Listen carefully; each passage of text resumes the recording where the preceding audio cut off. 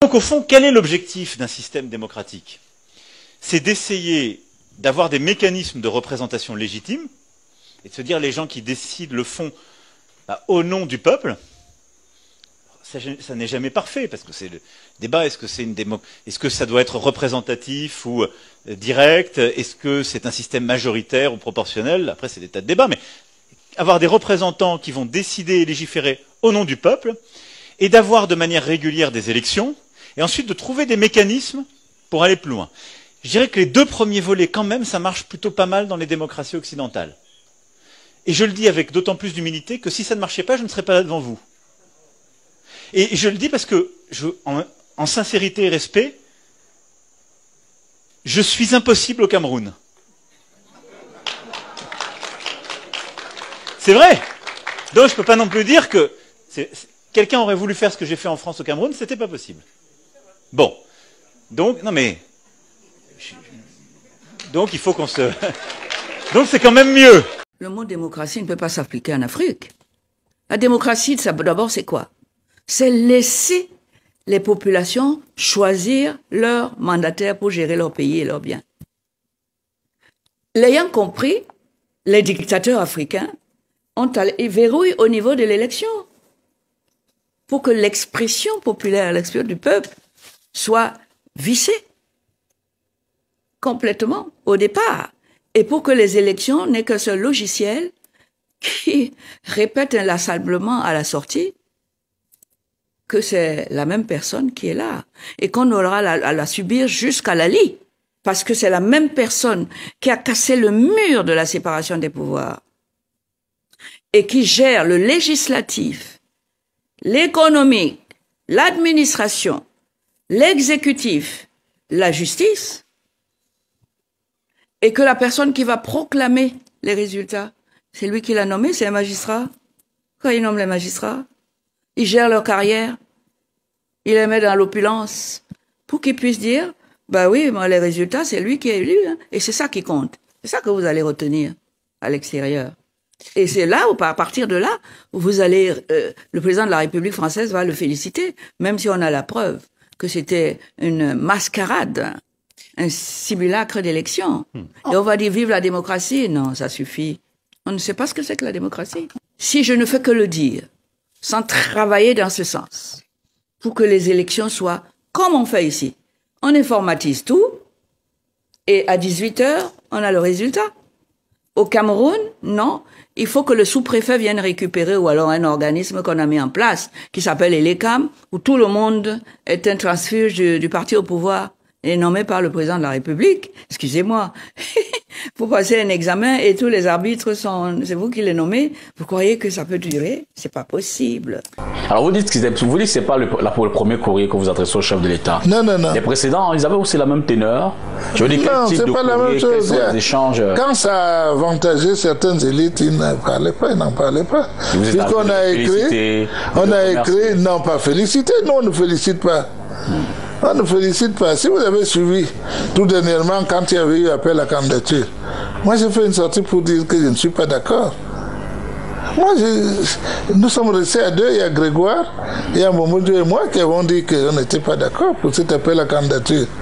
Pourquoi? Parce que le président candidat est connu d'avance. Pourquoi aller le susciter ailleurs au lieu de respecter la ligne politique du RDPC? Moi, je suis de l'aile dure du RDPC. Et j'ai dit, la presse a suivi que je ne cautionne pas cette histoire. On m'a appelé à une réunion pour dire que je ne suis pas. Je ne suis pas pour l'appel à candidature parce que j'ai déjà un candidat naturel par rapport au statut du RDPC. Et le candidat naturel, c'est le président Biya. Pourquoi je devrais aller le choisir ailleurs en dehors de ce cadre-là? Dites-moi un peu. Est-ce que justement votre position de militant n'est pas en conflit avec celle du patriarche? Non, pas du tout. Sûrement au sein de la population que vous conduisez, Non, être militant ne veut pas dire qu'on devrait être forcément béni oui. C'est-à-dire un béni oui pour dire qu'on accepte tout ce qui tombe du ciel. Non. Moi, je crois que le rôle même du patriarche n'est pas lutter avec l'autorité, mais n'est pas abuser les populations. Parce que sans population, vous n'êtes patriarche derrière. Si vous confondez ça avec les salons feutrés vous devenez rien du tout. Il y en a qui préfèrent aller dans les salons feutrés et s'estimer heureux. Mais moi, je me dis que c'est pas normal.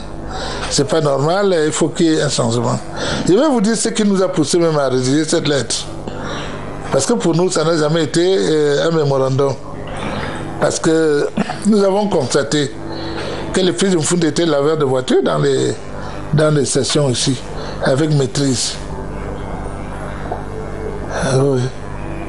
Ça peut vous faire pleurer avec maîtrise en droit. Laveur de voiture, et celui sur lequel on est tombé avait déjà fait 3 fois l'ENAM, admissible 2 fois, mais on l'a échoué. Laveur de voiture. Et le ministre passe en voiture climatisée. Qui devrait s'occuper d'un fils comme celui-là? Vous savez que Yaoundé est une cité délicate.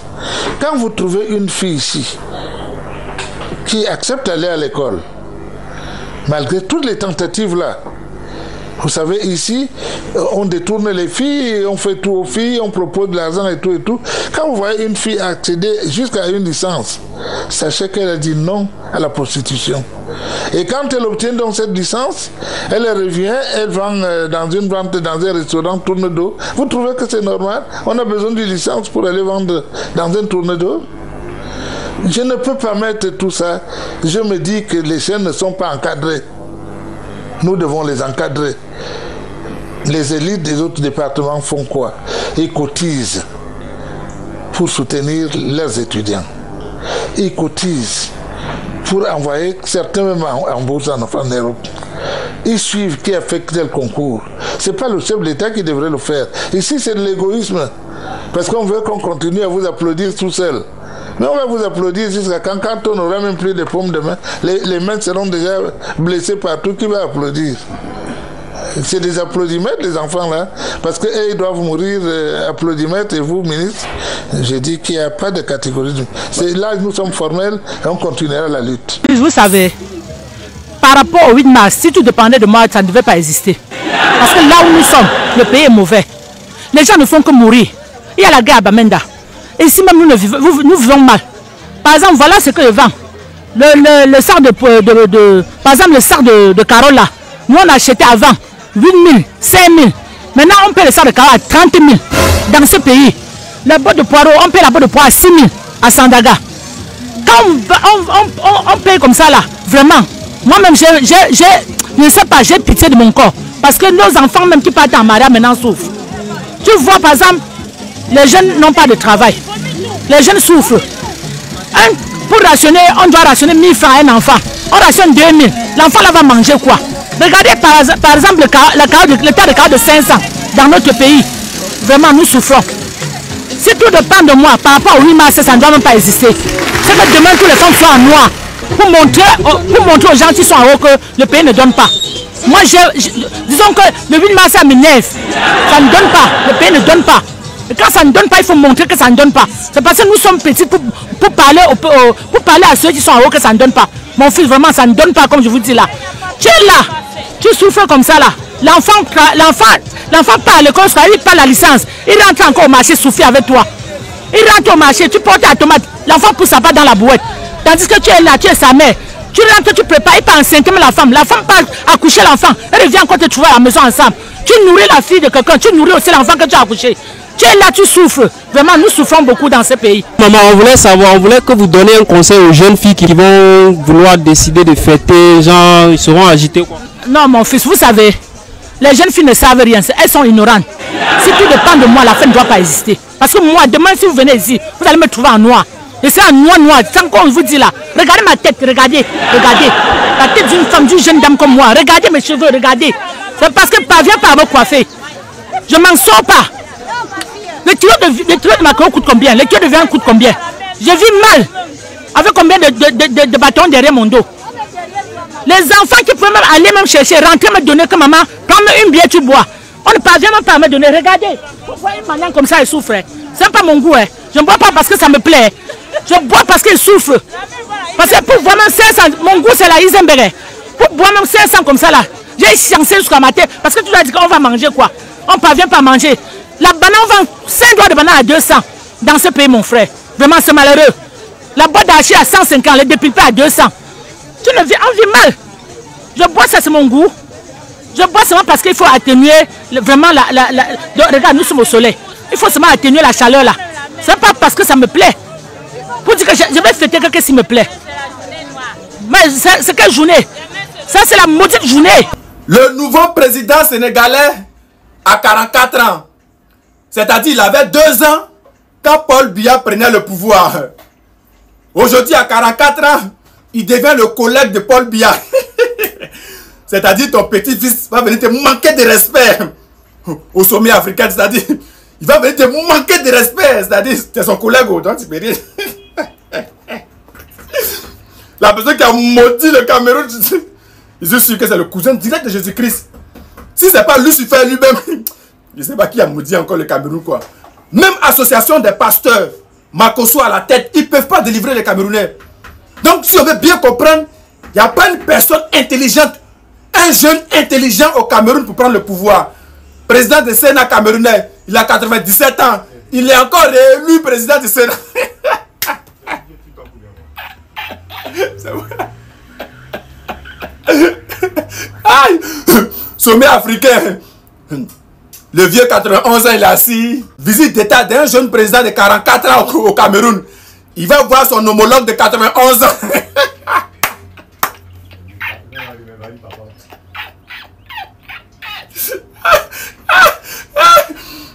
Il sera obligé de venir s'arrêter sur la route devant le palais présidentiel pour attendre son petit-fils.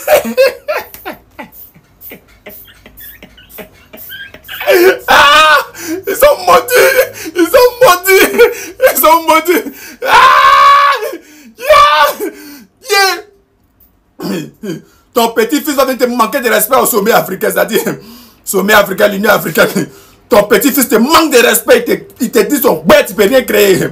Mais puisque s'il n'y a pas de personnes intelligentes dans ton pays, s'il n'y a pas un jeune dynamique, un jeune courageux qui prend le pouvoir, c'est comme ça un momie, comme ça un vieux de 91 ans, avec un président de Sénat à 97 ans. On les manipule. Ah, et il ne voyait pas ça. Coucou Afrique Média. Bonjour Afrique Média, vous allez bien? Que puis-je faire pour vous? Jolie Afrique, jolie Média, jolie. Les Camerounais ont bu l'année passée, chiffre de brasserie, 600 millions de litres de bière. L'équivalent d'un fleuve, c'est-à-dire le Wouri, du début jusqu'à la fin. Est-ce que vous savez que le Cameroun est le premier consommateur de vin Bordeaux en Afrique? Est-ce que vous savez que le Cameroun est le premier consommateur de champagne? La question c'est, est-ce qu'on peut développer un pays avec des soulards? Si je veux faire, appelez-moi Robinson Pifo. Maintenant, appelez-moi aussi ma soeur Aïcha Kamoas. Sans oublier Lolita la Baronne. Sans oublier Valsero. Faites-le aussi. Ils ont besoin aussi de savoir beaucoup de choses. Car eux aussi sont le porte-parole de la jeunesse camerounaise. Faites-le. À 15 000 personnes, on balance.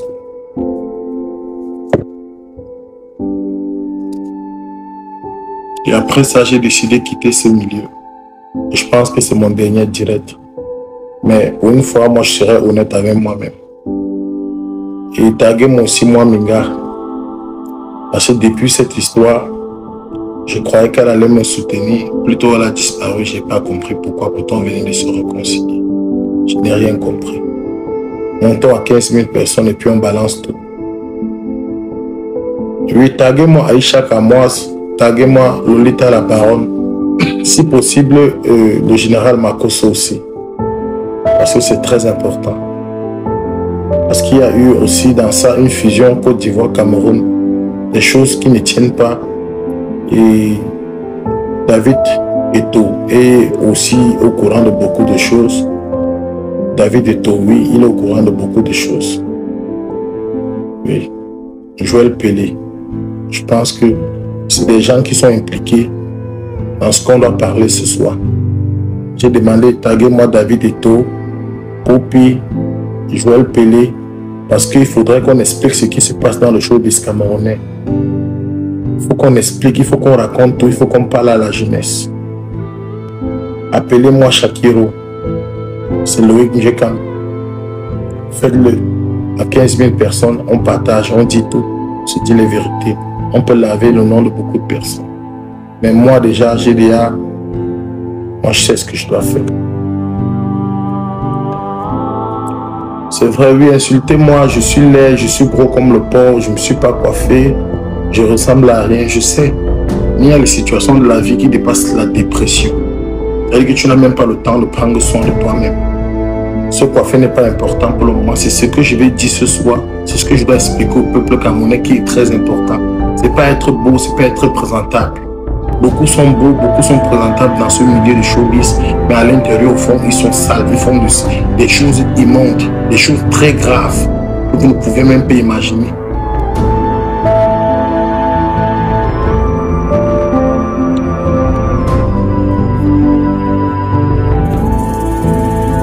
Bientôt, on arrive à 15 000 personnes et on balance tout. Je sais qu'à Paris, ça bouge. Je sais qu'en Belgique, ça parle. Je sais qu'en Suisse, ça cartonne. Aux États-Unis, alors, n'en parlons plus. Au Canada, on va à travers cette histoire de révélation. À 15 000 personnes, on balance tout.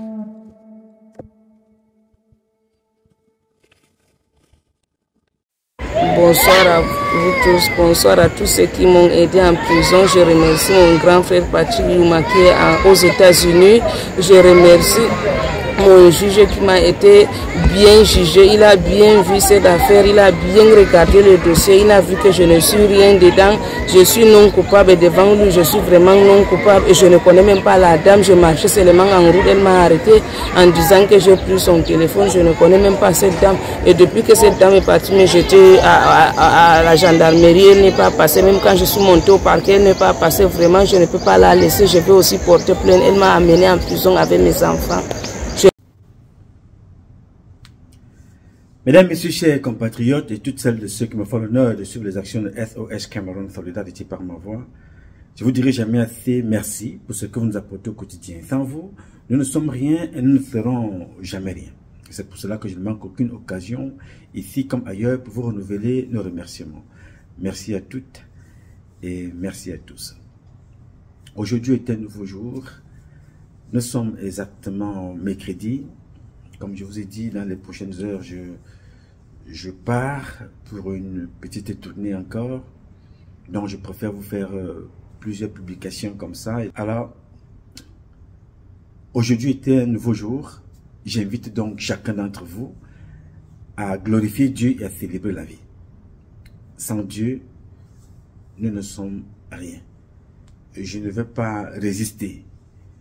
Et de vous repasser encore la petite vidéo d'hier soir de ce monsieur qui vous parle de l'amour.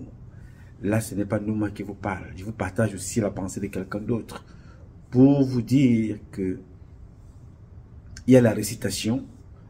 Les livres saints sont des documents très importants. C'est comme les livres scolaires. C'est comme dans les mathématiques. Il y a ce qu'on vous apprend dans les livres et la vraie vie, c'est autre chose. Mais ce qu'on vous apprend dans les livres sera aussi important d'une façon ou d'une autre dans la vraie vie. Bien que la vraie vie soit de très loin ce qu'on trouve dans les livres. Donc, les Saintes Écritures sont importantes. Mais rappelez-vous que vous devrez expérimenter à travers votre vie l'amour que vous avez. Ça ne sert à rien de garder cet amour-là et de le couvrir avec une chape comme ça de haine, de méchanceté et d'aigreur. Le cœur a besoin d'être libre. Et pour que le cœur se régule normalement, laisse ce cœur-là partager l'amour. Laisse-le publier sa joie de vivre avec les autres. Ne le réduis pas à la couleur de la peau de l'autre. Ne le réduis pas au sexe de l'autre. Il est une femme. Il est une femme. Alors que, en réalité, c'est un homme. C'est un homme. En réalité, c'est une femme. Ne soyons pas là pour juger les comportements sexuels des personnes à partir du moment où ça n'impacte pas nos vies et celle de nos enfants. Chacun est libre de faire ce qu'il veut de son corps, de son sexe, dans sa vie privée. Parce que c'est de ça que je vais vous parler aujourd'hui. Donc avant d'aller vers ce sujet-là, d'évoquer ce sujet, je vous invite encore une fois de plus à écouter ce monsieur. J'aime bien son style, j'aime bien sa façon de parler. Je voudrais encore une fois de plus partager avec vous. Écoutez et regardez. La Bible, le diable l'utilise. Les versets, les chapitres, le diable connaît mieux que vous les docteurs en théologie. Mais le diable tremble devant la parole. Le jour où vous aurez la parole de Dieu, c'est la stabilité. Le jour où vous aurez la parole de Dieu, c'est la foi. Le jour où vous aurez la parole de Dieu, vous ne vous permettrez plus de parler du mal de quelqu'un. La Bible est pour la tête. Les versets, les chapitres, vous les logez où? Dans la tête. Mais la parole de Dieu n'est pas pour la tête. La parole de Dieu est pour le cœur. Je me tiens à la porte de ton cœur. Je frappe. Si tu entends ma voix et que tu ouvres, je rentre. La parole de Dieu n'est pas pour la tête, c'est pour le cœur. Laissez la parole de Dieu rentrer dans votre cœur. Vous n'auriez plus de place pour la haine. Vous n'aurez plus de place pour la calomnie. Vous n'aurez plus de place pour les critiques. La parole de Dieu, c'est l'amour, c'est la grâce, c'est la miséricorde, c'est la compassion, c'est la bonté. Bien, soyons donc les distributeurs automatiques de l'amour, le partage, l'écoute, l'hospitalité. C'est la fondation, ce sont les événements qui constituent la fondation même de l'existence de l'Africain que nous sommes. Alors, mes chers amis, j'ai choisi aujourd'hui de vous entretenir sur la banalisation de papa et de maman dans notre pays, le Cameroun.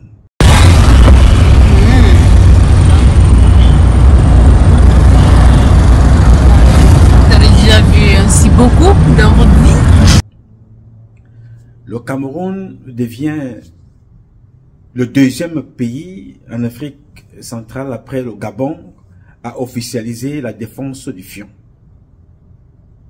Le Cameroun, après le Gabon, je ne sais pas si Oligui Nguema a changé, mais rappelons-nous que à l'époque de Ali Bongo, il y a eu la signature, le Commonwealth, avec pour condition qu'on t'accepte ici, si tu acceptes que on se défonce le fion. Et certains élus du Gabon avaient validé ça pour officialiser la défense du fion au Gabon. Je ne sais pas si ça existe toujours, mais ce que j'ai constaté, c'est que le Cameroun est de loin, mais alors très loin, en matière de la défense du fion en Afrique, plus que certaines autres de nos nations dans la sous-région. Le Cameroun est très avancé dans ce domaine-là. Ce n'est pas nouveau. Le Cameroun fait partie des pays qui ont le Cameroun fait partie des pays qui sont devenus une terre d'expérience des autres nations. Aujourd'hui, nous voyons la première dame, tout le monde le sait, parce que c'est une femme, la dépravation sexuelle dans ce milieu-là, ça ne se pose plus, hein, c'est-à-dire que ce n'est pas une question qui se pose. On connaît que c'est ça qui fait fonctionner la République à leur niveau. La débauche sexuelle, à l'époque comme à l'époque des rois en France. La dépravation sexuelle, ça y va.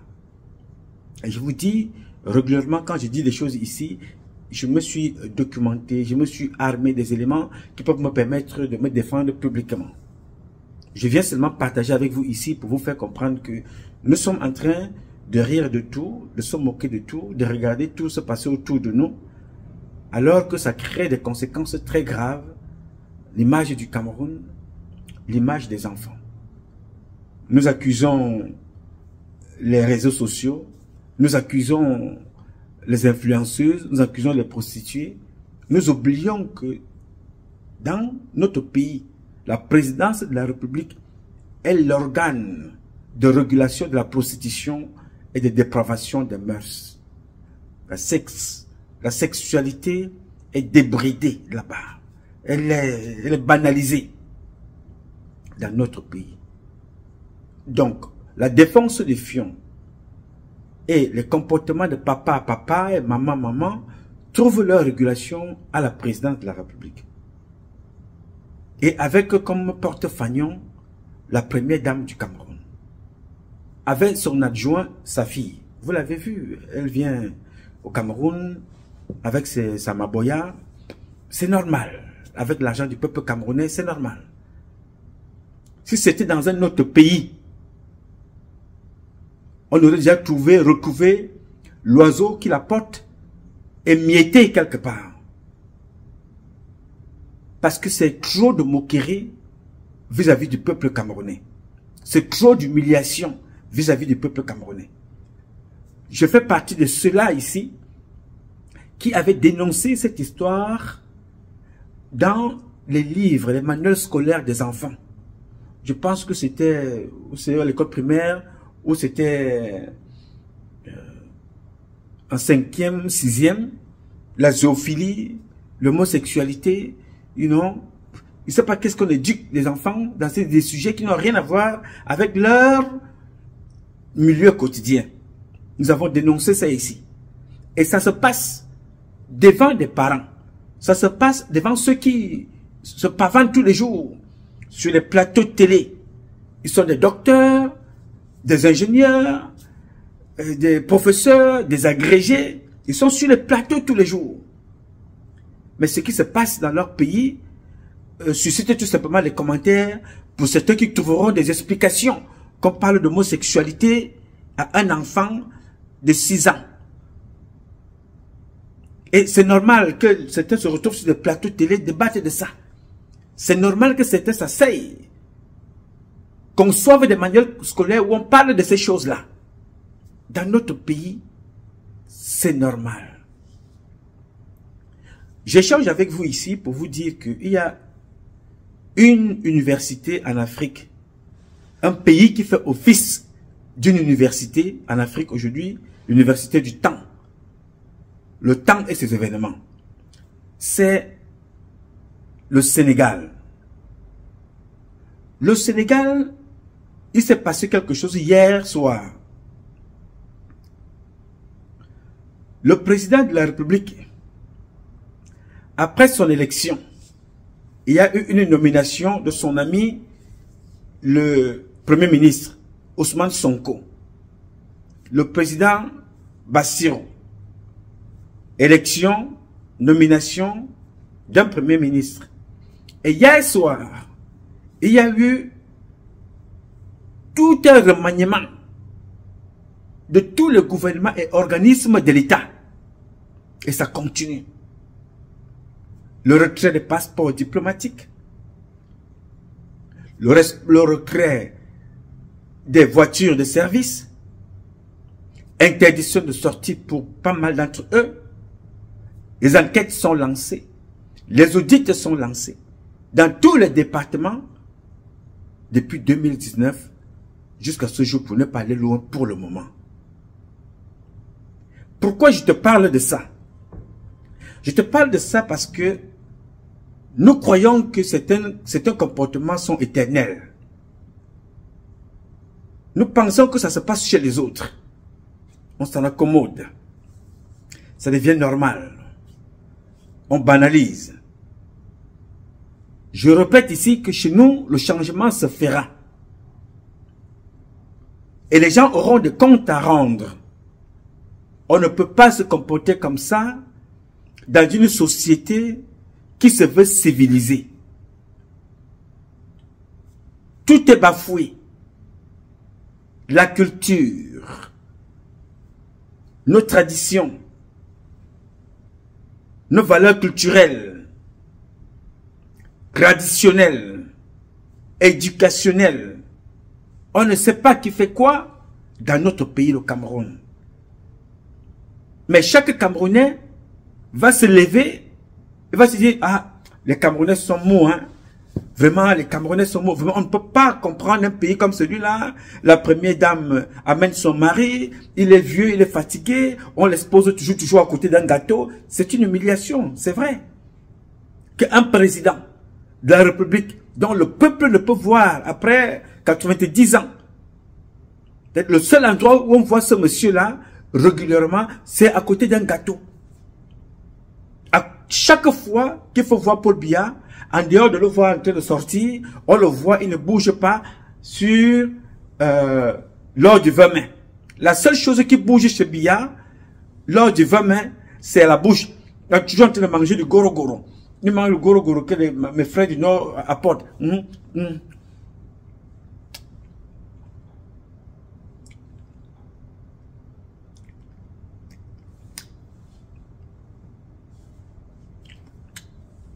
Paul Biya comme un mangouste. Toujours en train de manger le goro-goro, les écorces. De façon que quand il parle, c'est ça qu'on écoute. Mais j'aurais bien voulu qu'il mange ces écorces-là pour rester éternel. Malheureusement, la méchanceté de ce type et de son épouse ont plongé toute une république dans le ridicule. J'en parlais tout à l'heure, avant cette publication, avec un groupe de compatriotes dans notre groupe Preuve par l'image. Chaque Camerounais se lève. Ah, vraiment, les Camerounais, je ne sais pas comment vous faites, hein. Un Camerounais qui se lève, aujourd'hui, en 2024, parler des autres Camerounais. Vraiment, je ne sais pas comment vous faites, hein. Vraiment, le Cameroun est devenu un pays, personne ne veut sortir, hein. Et que si 1 million de Camerounais sortent dans la rue, vraiment, est-ce que l'armée peut faire quelque chose? Vraiment, un autre se lève. Vraiment, les Camerounais, vous me dépassez, hein. Vraiment, une autre qui se lève, oh, vraiment, les Camerounais, là, vraiment, ça me dépasse, hein. Comment vous faites pour supporter ça? Bon, personne ne fait rien. Je lui ai posé la question que je connais les Camerounais qu'ils font. Je connais des Camerounais, c'est des Camerounais qui se sont levés pour faire des choses. Ils ne sont pas nombreux, certes.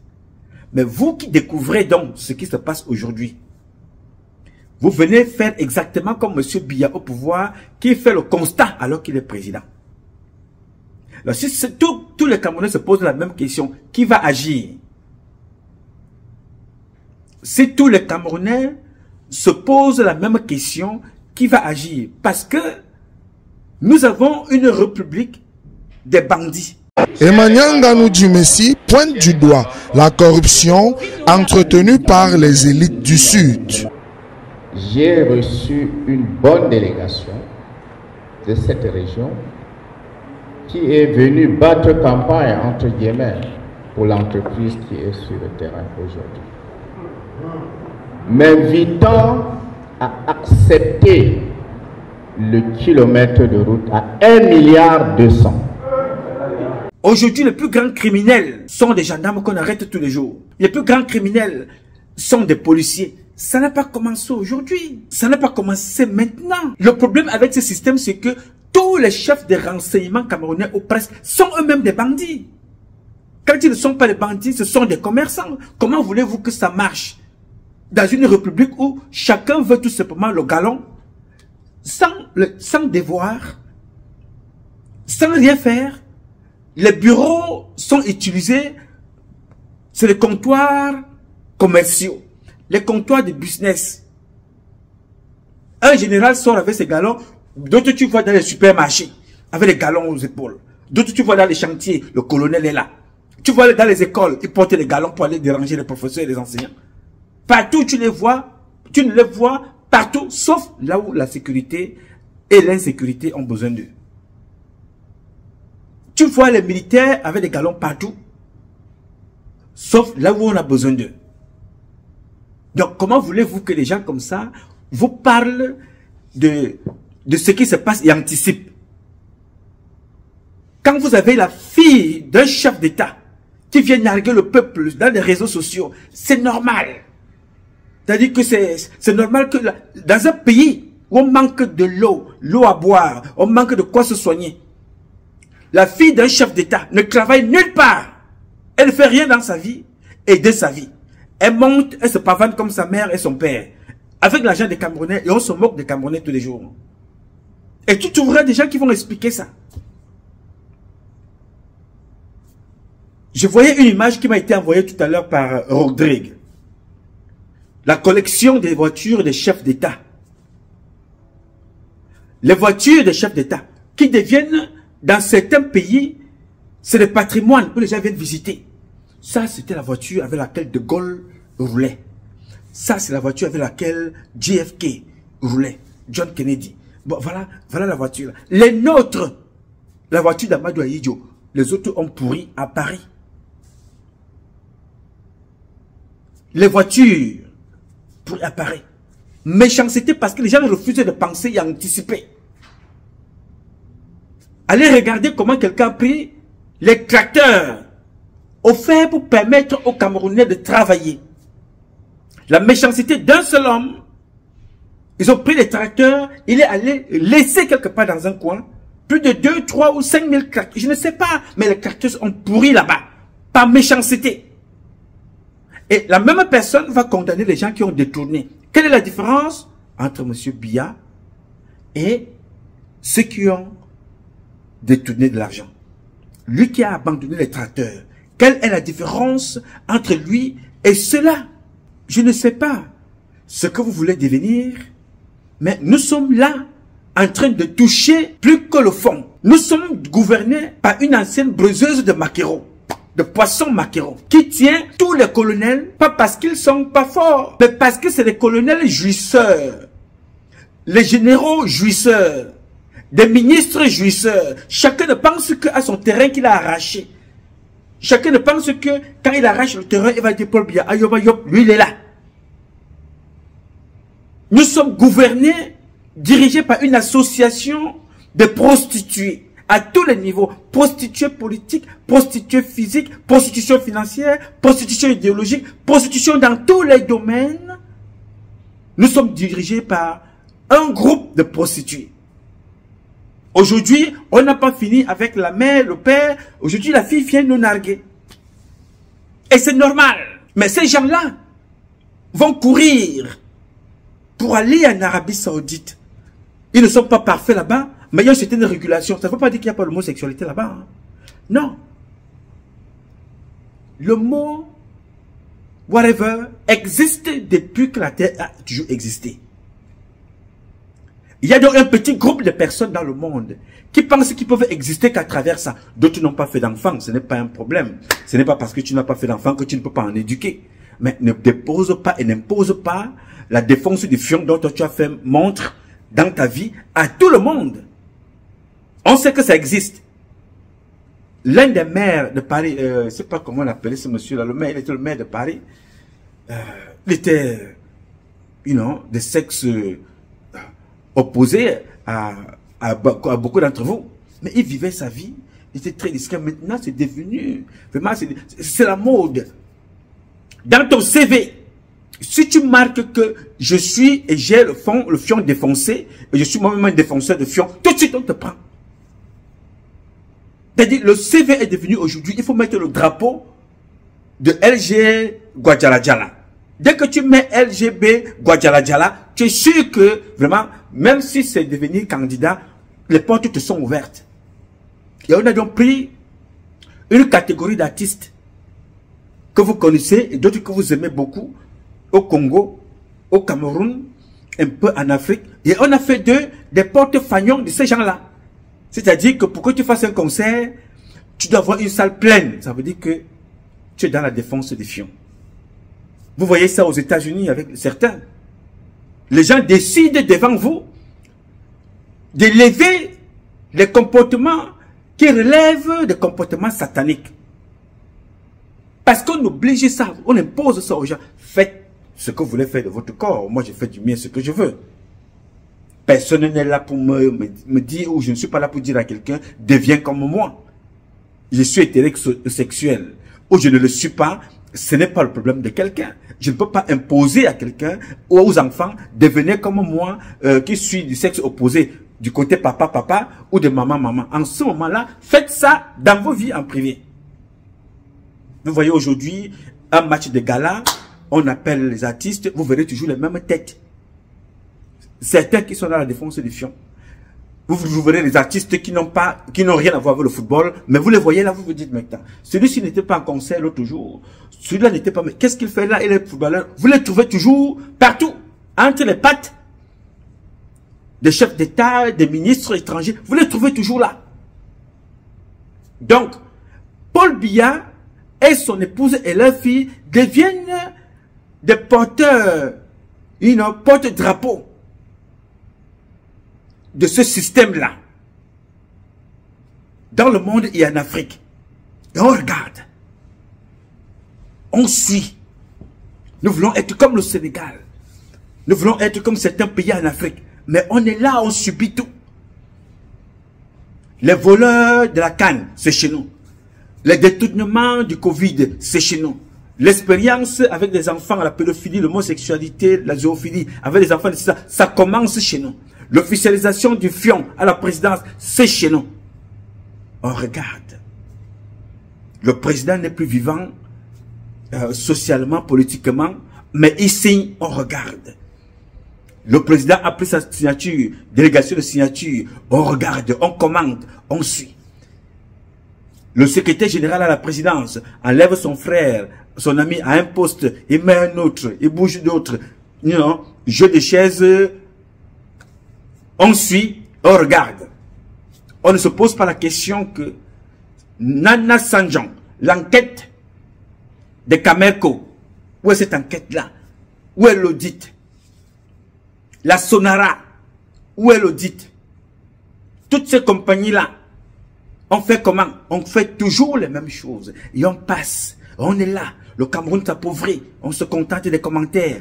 Et on amène le foot. On amène ceci. C'est-à-dire, on est toujours dans tout et n'importe quoi, sauf dans l'essentiel. On est humilié comme ça. Dirigé, on vous dit, les colonels, les généraux, dirigés par une briseuse de poissons maquereaux. Je ne vous parle pas de la sole, là, ne brisez pas de la sole. Brisez le maquereau, le poisson maquereau. C'était ça le travail de Chantal Biya. Chez Elizaza. Laver les mamies, balayer le sol. Et la vie a voulu que chacun a son destin, tu te retrouves là-bas. Oui, mais arrange donc les conditions de vie des briseuses de poissons, de soya. Aménage leur environnement. Ce que tu as subi dans la vie, femme battue, femme maltraitée, femme abandonnée avec les enfants, tu es arrivé là-bas, c'est bon. On ne monte pas parce qu'il faut un diplôme. Dieu a un destin pour chacun. Mais quand tu y arrives, qu'est-ce que tu fais pour les autres? Vous étiez bien contente et bien content de recevoir Francis Ngannou. N'est-ce pas? Vous recevez Francis Ngannou pourquoi? À côté de la femme du chef d'État. Parce qu'il a démontré ce qu'il est capable de faire. Quand il a fait, qu'est-ce qu'il est venu faire au Cameroun en retour? Il est venu construire une salle pour dire aux jeunes, moi, je suis passé par l'eau, dans l'eau et sur l'eau. J'ai lutté avec les maquereaux, j'ai lutté avec les requins, les bars, les grenouilles, j'ai rencontré les caïmans et les mboma. Je suis sorti vainqueur. C'était pour vous aussi. Bon, alors comme je ne veux pas que, et je suis convaincu que beaucoup d'entre vous ne peuvent pas faire le même parcours et ne pourront même pas, même s'ils avaient la volonté. Ils n'arriveront pas parce que beaucoup meurent. Je suis donc revenu avec le petit peu que je gagne. J'ai décidé de créer un espace pour vous. Il a fait. Tout le monde l'a vu.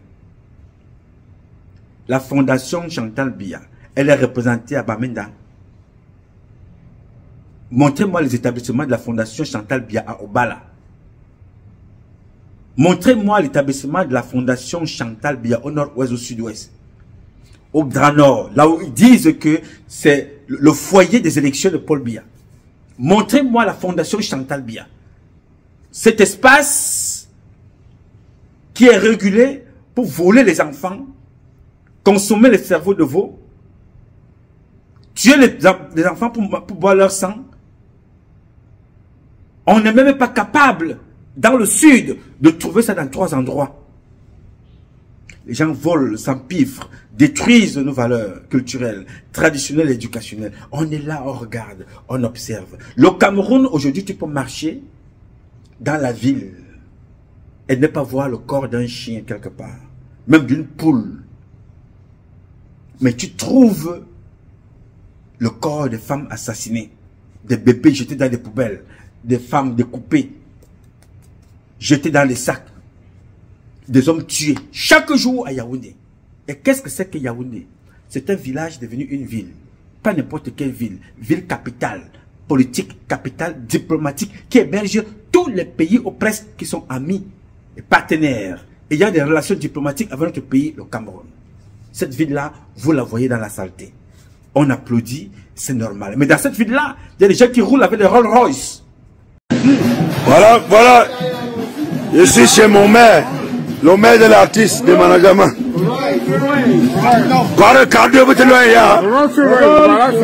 Ça c'est la griffe. Le seul maire au Cameroun. Le seul, en direct. Le seul maire actuellement. Il y a un des premiers. Qui dit mieux? Oh, je suis chez mon partenaire. Ici fantôme, voilà ça. Voilà fantôme là-bas. Fantôme. Qui dit mieux? Tu dis que c'est écrit comment? Rolls-Royce fantôme. La reine Elisabeth II. Je suis chez mon maire, le maire Yaoundé premier. Qui dit mieux? Avant d'être maire, vous voyez ça? Ce n'est pas n'importe comment. Les Managama. Ah, mauve mire. Abouna Jean-Marie Bogos, le meilleur actuellement.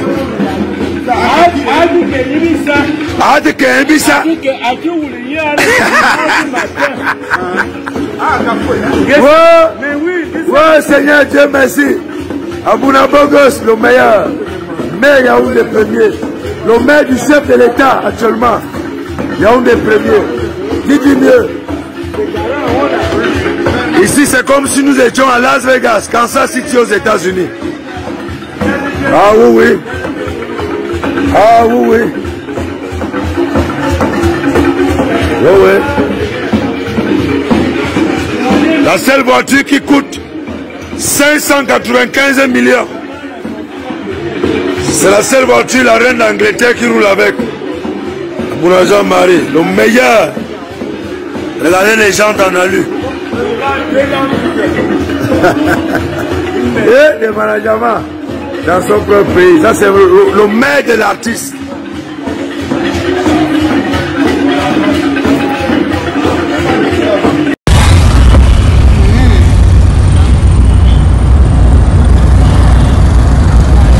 Vous avez déjà vu ainsi beaucoup dans votre vie?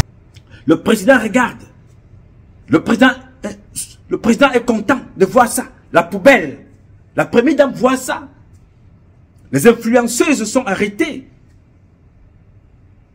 Jetées dans des cellules parce qu'elles ont dénoncé ça. Vous les avez vus ici. Vous les avez vus là tous les jours. Jusqu'où allons-nous arriver avec ça? Tu m'as posé la question, Bertin. Je t'ai donné mon avis. Je n'ai attendu personne pour voir que le Cameroun était en train de dériver. 30 ans. Plus. Je n'ai attendu personne. J'ai vu ça très tôt. Il y a des enfants qui naissent avec un génie. Très tôt, ils deviennent de très bons footballeurs. Ils deviennent de très grands boxeurs avec la vie. Mais moi, j'ai vu ça très tôt dans l'armée et j'ai décidé de le dénoncer. Ça m'a valu tout ce que ça m'a valu. Loin de mes parents, loin de ma famille, loin de mes amis, loin de mon pays. Ça fait plus de 30 ans que je ne suis plus allé. Je n'ai tué personne. Je n'ai tué personne. Je suis dehors parce que j'ai dit à ce monsieur-là que voici ce qui se passe dans ton pays et ce qui est logique. Si je suis la logique de mon travail en tant que soldat, je dois donc dire au président, voici ce qui se passe. Je suis donc dehors parce que si je rentre, ils vont m'assassiner. Mais ceux qui ont tué comme Gongo, qui a tué cet enfant de 24 ans, il est là. Ceux qui tuent, transmettent les maladies comme Gongo et les autres sont là. Gongo est là. Il vivait aux États-Unis sans assurance. Pour accoucher son enfant, c'est un couple bamileke. Le Camerounais est bamileke. Et la femme est étrangère, qui lui ont donné une assurance. Pour que sa femme conçoive. Ce qui n'est pas mauvais, tu peux aider ta soeur, tu peux aider ton frère. Ce couple-là a décidé d'aider Ngongo et son épouse. C'est condamné par la loi. N'est-ce pas? Mais eux, ils ont pris le risque de le faire. Depuis que Ngongo est arrivé, qu'a-t-il fait pour l'ambassade du Cameroun à Washington, pour la mission du Cameroun, en France et partout ailleurs, où nos compatriotes diplomates, ils vivent, ils travaillent dans des conditions épouvantables de pauvreté et plongent rapidement dans la corruption. Les diplomates ont des problèmes pour se loger, pour se nourrir. Quel est leur salaire? Comment se soignent-ils? Comment vivent-ils? Ce n'est pas le problème de Ngongo qui vivait ici quand il avait une voiture. C'était une voiture de la 27e main. C'est-à-dire qu'elle est passée entre 27 personnes et chaque personne qui a gardé cette voiture l'a gardée au moins pendant 9 ans. Bon, il faut exagérer pour détendre l'atmosphère. C'est pour faire comprendre que ce monsieur-là n'avait jamais acheté une voiture neuve. Mais quand tu arrives donc là où la décision se fait et que tu as la capacité de penser avec un regard panoramique de quelqu'un qui a vécu certaines situations, les Camerounais vivent à l'ambassade, ils travaillent, n'ont pas d'assurance. Quel est leur statut? Comment fais-tu pour réguler cela? Tout ce que ce monsieur a réussi à faire, il arrive là-bas, c'est les scandales avec sa femme qui fait dans le commerce de spermatozoïdes. C'est comme ça qu'on assassine les officiers. C'est comme ça qu'on assassine les jeunes dans leur propre maison. Enquête classée sans suite. Qu'est-ce que notre pays est devenu? C'est-à-dire quand j'ai dénoncé ça, à l'époque, on disait ce garçon, Patrice Lumumba a un problème. J'ai dit attention les gars, je prends beaucoup de risques. Aujourd'hui c'est devenu normal. Apprendre que un ministre a tué sa femme, c'est normal. Mbargomboa, il tue sa femme. Mbargomboa tue son épouse, ce n'est pas parce que il tue son épouse pour le sexe et l'inceste. La femme dit, je ne veux pas que tu couches avec les petits-enfants parce que tu as déjà détruit les enfants. Et dit, comme c'est comme ça, venez la jeter dehors. Je vous ai montré la vidéo ici. Elle crie, sa fille crie, tous les deux crient comme les animaux. La jeter dehors, quand elle s'est retrouvée dehors, ils ont profité pour aller l'assassiner là-bas. Ils ont organisé le deuil, les membres du gouvernement sont venus. Vous savez qui est venu chasser cette fille-là de la maison? Mbargangele et Gala Setoga. Oui, monsieur. Dans son foyer, Mbargomboa appelle Mbargangele, on envoie les militaires, venez chasser sa femme. On envoie les policiers, venez chasser sa femme. On envoie les gendarmes, venez porter sa femme, traîner au sol. C'est là où j'ai compris que les gars, les bêtises, Benanga, qui sont aux affaires, je précise, sont des gens maudits, fondamentalement maudits, et qui doivent répondre un jour devant un tribunal du Cameroun. Et je propose que ces gens-là soient condamnés à la peine capitale. On ne peut pas faire ça. On ne peut pas faire ça à une Camerounaise chez elle. Est-ce que vous pensez que Mbargomboa est le seul? Ils sont nombreux qui ont posé les mêmes actes. Vous ne comprendrez, vous n'entendrez jamais comment est morte Jeanne Renbia. Alors quand les gens ont atteint ce niveau-là, détruisent leurs enfants, détruisent leurs femmes, tuent, qu'attendez-vous qu'ils feront de tout un peuple de 35 millions? Ils sont comme des zombies. Ils sont comme des zombies. C'est-à-dire, toi qui dénonces les conditions de vie des gens qui souffrent, c'est celui qui n'a pas d'eau qui te demande, oh, tu parlais là-bas étant aux États-Unis, viens parler ici, Moutman. Je ne sais pas si vous avez compris le degré du lavage de cerveau. C'est-à-dire, moi, j'ai l'eau parce que je produis cette eau-là. En fait, c'est Dieu qui produit l'eau. Moi, j'ai l'embouteille. J'offre même gratuitement à certaines personnes. Mais, alors, je dénonce que c'est aussi, il n'y a pas ça dans mon pays, le Cameroun, pour pouvoir nourrir toi qui es au parti au pouvoir, qui soutient bien.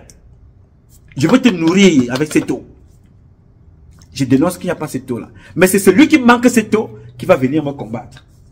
Qui va me dire que, mais, mon ami, tu parles là-bas aux États-Unis, viens parler ici. Cet énergumène ne va pas se poser la question que, mais, Ateba Yene parlait étant ici, qu'est-ce qu'ils ont fait de lui? Bebingota parlait étant ici, qu'ont-ils fait de lui? Je comme parlait étant ici, qu'ont-ils fait de lui? Onambele Zibi parlait étant ici, qu'ont-ils fait de lui? J'étais en train de vous dire quelque chose. S'agissant de ce mémorandum ou mémoranda. Parlons-en. Ah, des autres. Voilà. Oui, de celui de chez nous, des autres ne m'intéressent pas. D'accord. Il m'intéresse d'une autre. Vous vous rendez compte, vous disiez donc qu'un ministre m'a appelé. Et j'ai dit que non, je ne me reconnaissais pas là-dedans. Un autre a fait la même chose. J'ai dit que non, je ne me reconnais pas là-dedans. On ne fait pas de lettres anonymes chez nous. Quand on veut écrire, on signe. Même si on veut nous détruire, qu'on nous détruit, on va nous détruire quoi? On détruit quelqu'un qui n'est nulle part. On va me faire quoi? Mais nous, on dit. Si on dit ce qu'ils ne peuvent pas dire au patron. Parce que leur rôle, c'est de dire que c'est bon. Il a peur que s'il dit que c'est mauvais, le texte sort le soir et il n'y a plus son nom dessus. Mais moi, je n'ai pas de nom à protéger là-bas. Mais par contre, le peuple va m'accepter. Même sans rien. Parce que je suis avec le peuple. Alors, quelques temps après, les mêmes ministres m'ont appelé. C'est-à-dire avant que ce ne soit publié. Hein, pour me dire que le document là se trouve à la presse. Qu'il y a un journal qui veut diffuser ça. Qui sont même en imprimerie. Il est 1h du matin. Hein, minuit ou 1h. Il dit comment que le ministre là, il ne dorme pas. Il s'occupe de mémorandum à parler de des insomnies, patriarche. Il s'occupe de quoi maintenant? Ils me disent que non, vraiment, il faut tout faire pour que ce mémorandum ne sorte pas, que ça ne paraisse pas. Il dit, mais c'est vous qui savez qui l'a envoyé à la presse. Un deuxième appel. Il dit, grand frère, nous voulons à tout prix que ce mémorandum soit supprimé. Mais le journal a déjà imprimé. Le DP demande et exigeant pour qu'on paye l'argent. Il dit payer l'argent, c'est comme vous voulez détruire le journal. Mais il est dans ses droits. Vous voulez qu'il détruise son travail, mais lui il vit de ça. Ils ont payé, on a détruit le journal. Il était 2h du matin. Pourquoi ont-ils si peur de cette lettre? Pourquoi ont-ils fait détruire? Évidemment que vous allez rester dans la confidence des noms de ce ministre, mon devoir est quand même de les demander. Oui, le ministre Bargambois et tout le monde. Je ne peux pas, je ne peux pas en faire une langue de bois. Ils ont même payé au DT. C'est un journaliste comme vous, il est là vivant. À minuit ou à 2h, ils lui ont donné l'argent pour qu'il brûle.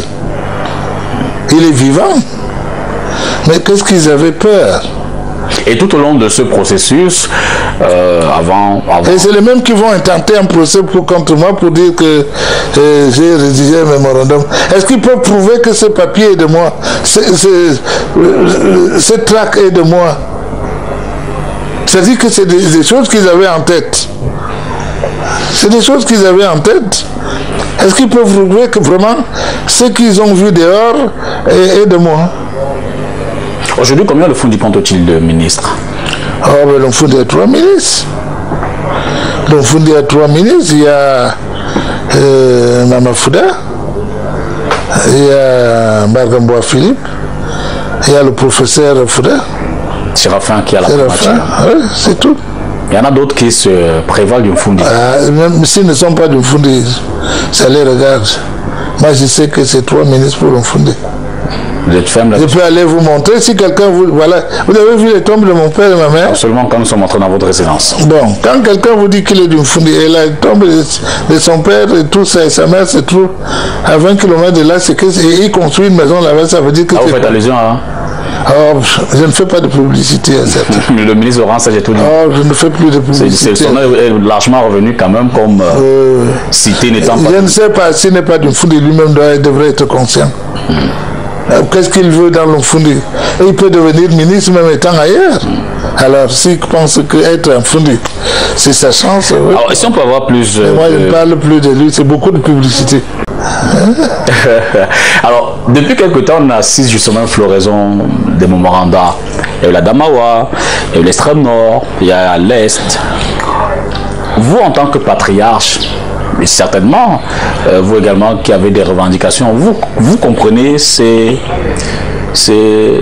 levée de bouclier là, vous comprenez que les citoyens, les Camerounais, et notamment aussi la société traditionnelle de plus en plus se disent attention, on a quand même des choses à redire ici dans le fonctionnement de nos villes.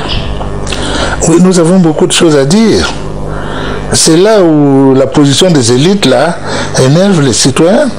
Parce que pour un rien, ils vous font passer pour un opposant. Ils vont dire au patron que vous êtes devenu opposant. Opposant par rapport à quoi? On ne sait pas. Mais on n'a pas besoin de leur dire que vous faites du mauvais travail. Regardez par exemple un département comme le Mfundi. Je vais cesser de parler des autres. Je vais même aller à côté parce qu'il s'agit du centre. Vous savez, il y a plus de 6 mois ou 7 mois qu'il n'y a pas d'électricité à ici. Que quelqu'un soulève le doigt pour me dire que je mens. L'électricité. Et on pense qu'ils doivent aller où? Et pendant les élections, c'est nous qui donnons du 100%. C'est la grande région du centre. Voilà, mais ce qui m'offusque. À 70 km, nous n'avons rien.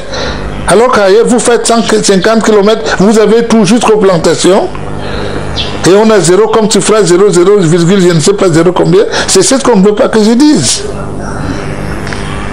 On vient nous exploiter, les élites. Quand on veut aller avoir son portefeuille, on vous dit votez. Non, on ne vote pas pour eux, on vote pour le président Biya. Moi, je l'ai souvent dit, nous votons pour le président Biya. Nous savons pourquoi nous votons pour lui. Mais ils pensent que nous votons parce qu'ils sont ministres. Et que nous ne devons pas lui dire ce qui ne va pas. Parce que si nous cessons de voter pour lui, ils ne seront plus nommés ministres parce qu'il ne sera pas élu. Et ils veulent donc faire passer des gens comme étant des opposants. Opposés à qui? Nous n'avons pas de lumière, ce n'est pas de votre droit. Ni il nous manque d'eau, il n'y a pas de route. Qu'on ne dise pas ça. Regardez un département comme l'Omfundi. Il y a 0 notaire autochtone de l'Omfundi. L'Omfundi a un seul sous-préfet. Fils d'un Fundi, sous-préfet d'Obala. On ne maîtrise pas les entrées à l'ENAM. On ne maîtrise aucune entrée. La nomenclature, on s'en fout. On veut bien que les enfants viennent applaudir quand vous passez en beau costume dans les salons fêtés. Et ils sont dehors, même avec maîtresse, qui l'applaudissent. Je dis, quand on vous entend, peut-être par exemple de Marois ou du côté de l'Est, là-bas, on a l'impression de rêver. Parce que pour le commun des Camerounais, on a le sentiment que justement tout le pouvoir est concentré entre les régions du centre et du sud. Je veux dire, entendre un fils du... mais le pouvoir, je vais vous dire quelque chose. Le pouvoir, c'est une autre chose, mais le développement en est une autre. Vous avez suivi tout dernièrement à Bembis, il n'y a pas de pont. C'est le sud. Il n'y a même pas de route. Nous sommes proches de l'église, mais très loin du ciel. Je vous ai pris le cas d'essai. Allez à Wale. C'est nos secteurs. Allez en Bengueti à côté. C'est des secteurs qui apportent du 100%. On ne triche pas avec. Parce qu'on avait pris des engagements pour soutenir le président. Et ces engagements nous restent formels. Mais qu'on nous renvoie à l'ascenseur. C'est ce qui énerve les élites. Et ils croient que quand on dit ça, on va les virer. Mais moi, si j'étais autant qu'on me vire, mais que le peuple soit servi. Ils aiment bien les applaudissements. Parce que nous, on est des applaudimètres. Mais pourquoi s'en prendre aux élites et pourquoi pas... Non, c'est le travail des élites. Le chef, les élites... Celui qui les choisit, c'est lui qui les choisit. Les moyens. Je vais vous dire quelque chose. Absolument. Quand vous êtes ministre de l'Éducation nationale, vous avez un problème avec le ministre des Travaux publics. Parce que lui aussi a un problème de promotion des fils de son département à l'éducation. Vous marchandez en faisant des routes et vous créez des professeurs chez lui. Et vice-versa. Je connais tout ça. Je suis fonctionnaire retraité. J'étais haut fonctionnaire. C'est comme ça que ça se passe. Mais ils ne font rien. Vous croyez que pour passer un concours, il faut s'adresser au chef de l'État pour aller à l'EMIA? Ça dépend de votre façon de vivre. Quel est ce département qui ne fait pas de nomenclature pour savoir combien d'ingénieurs nous avons, combien d'élèves médecins nous aurons d'ici 5 ans, mais après nous serons où?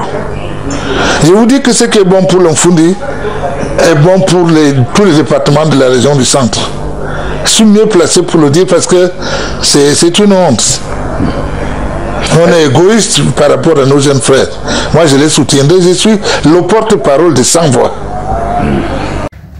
Voici les restes des 6 millions de rançons exigés par les ravisseurs présumés, ici restitués par la compagnie de gendarmerie de Tignières à Saïdou, 36 ans, enlevé le 5 janvier dernier dans sa bergerie dans la localité de Bimti, dans la réserve de la Sodepa, et libéré 6 jours plus tard avec la collaboration des populations de Liban. Ma première otage a trouvé mon argent.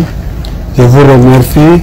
Happy end d'un feuilleton qui a également vu ce jeune homme tomber dans les filets des Pandores.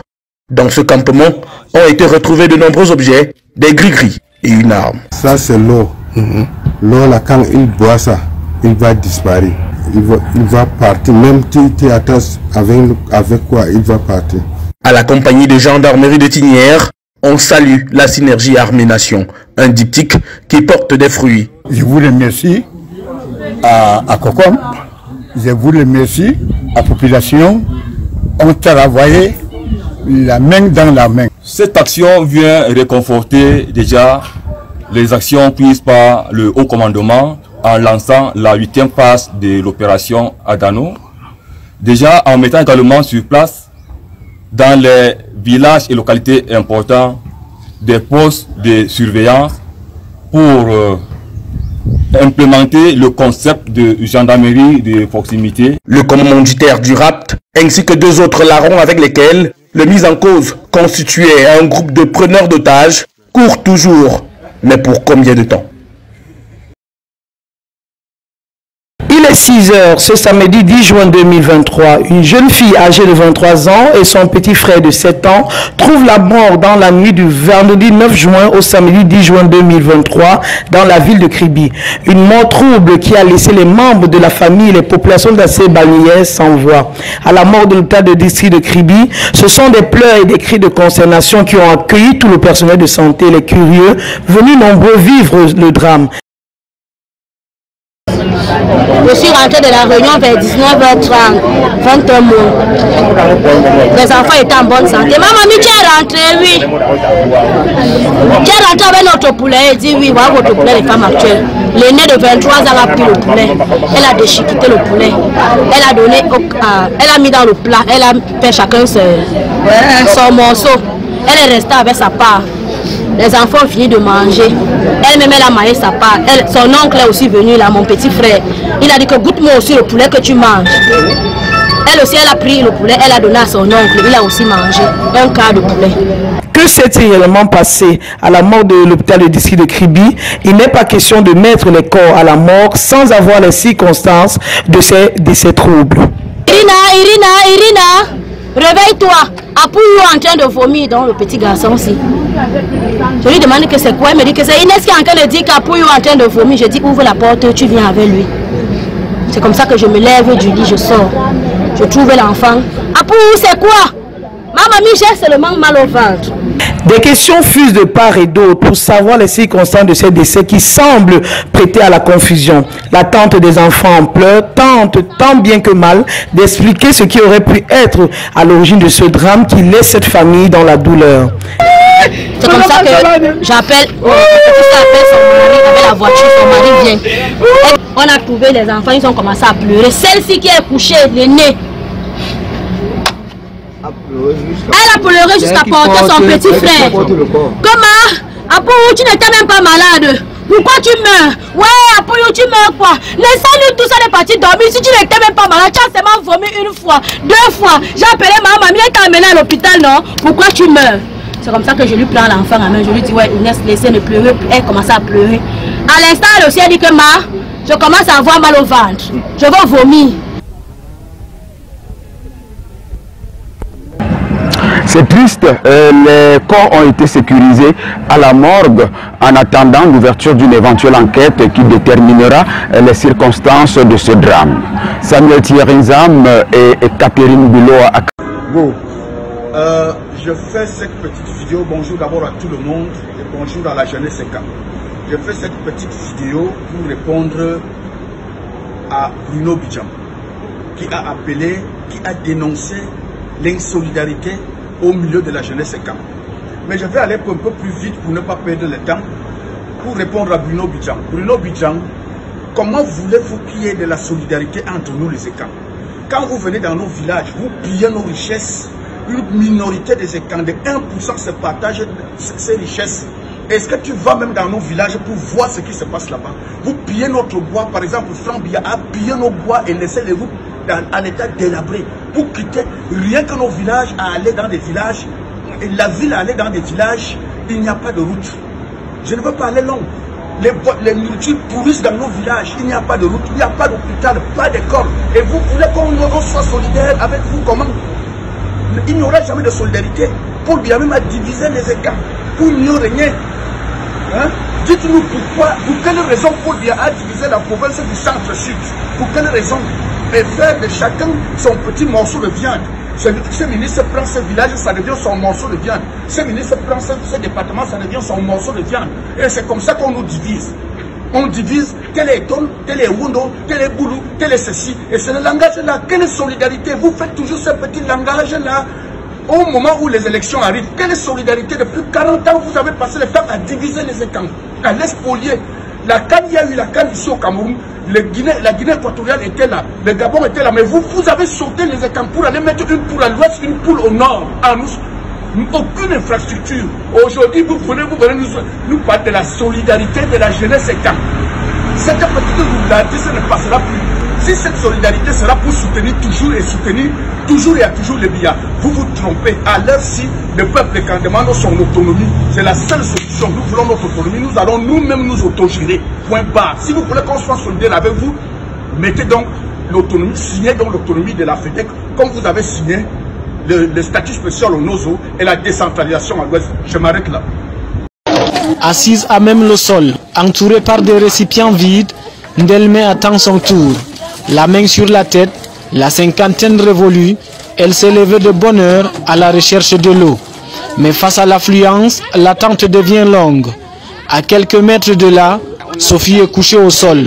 En plein sommeil, au milieu des bidons, elle se lasse de la longue et folle attente. Ici à Katamsa, localité de l'arrondissement de Mokolo, département du Mayo-Tchanaga, c'est le casse-tête quotidien de la population. Derrière les collines que vous voyez là, ce sont des villages. Partout il y a des villages. Toutes ces populations viennent ici se ravitailler en eau. Nos épouses quittent la maison très tôt pour rentrer trop tard dans la soirée. C'est très difficile de se procurer de l'eau ici. Dans cette bourgade peuplée d'environ 1000 âmes, un seul point d'eau est fonctionnel. La forte demande oblige la population, surtout la gente féminine, à passer des journées entières en attente du précieux liquide. Sous un soleil de plomb, femmes et enfants font le pied de grue. Il faut souvent l'intervention du chef du village pour organiser la quête de l'eau. Autre lieu, même attroupement, à Mohour, toujours dans l'arrondissement de Mokolo, non loin de Zamaï, des récipients tutoient le ciel. Ici, c'est un forage pour 2000 personnes. Une opportunité que n'ont pas eu les habitants de Mokyo.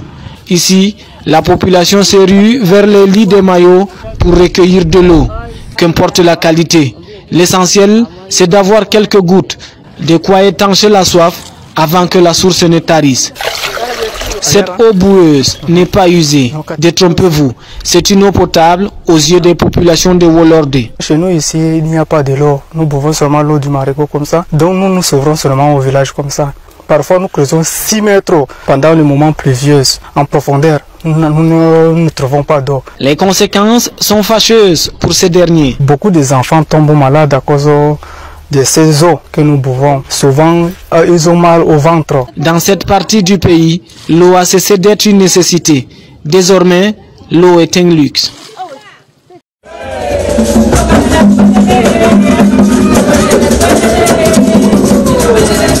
Entrée triomphale dans la salle de fête du Hilton Hotel pour Madame Amougou Belinga, Nelly Munga Itambisara, désormais avocate générale à la Cour suprême du Cameroun.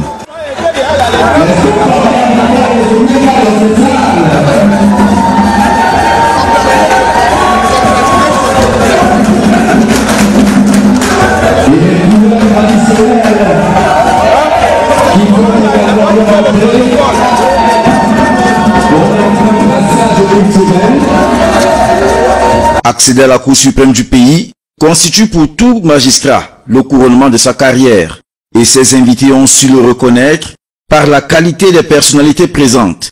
Le ministre Atanganji, chargé des missions à la présidence de la République, le ministre Mbargambois, également chargé des missions à la présidence, le ministre Louis-Paul Motazé de l'économie, le secrétaire d'État à la défense chargé de la gendarmerie, Jean-Baptiste Bokam, le secrétaire d'État à l'éducation de base, Benoît Ndong-Soumet, le représentant résident de l'IAI Cameroun, Armand Claude Abanda, l'honorable Paul-Éric Djomgoué, Madame Ayatou, le personnel du groupe L'Anecdote, à l'instar de la directrice des ressources humaines, Esther Mani, le directeur de l'exploitation, Jean-Claude Fouda Bega, la famille et les amis.